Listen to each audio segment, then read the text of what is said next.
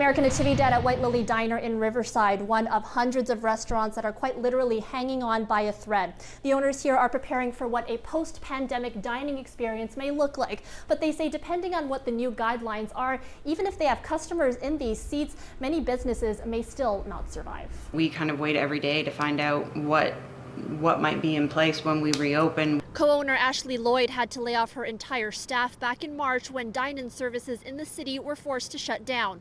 In the weeks since, she and her partner have been keeping their heads above water through government subsidies, and more recently by offering specialized meal kits. Reception to the whole thing has been incredible. But as COVID-19 restrictions are slowly lifted, they're now turning their attention towards how they'll be able to offer safe service in their small, intimate diner. Whether or not it's, whether it's every other table that can be sat, if it's got, the physical distancing, if it's all of our staff having to wear masks and gloves, plexiglass partitions between booths. But with so little revenue, they haven't yet made investments in those changes until firm guidelines are given.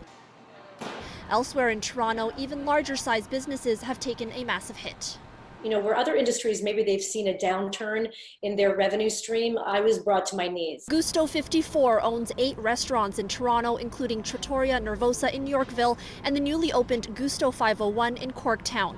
Zuccarini says her team have been going through an exhaustive list of potential post-pandemic modifications. You're going to see a lot of signage reminding people about social distancing. We're going to have a lot of PPE of our staff wearing.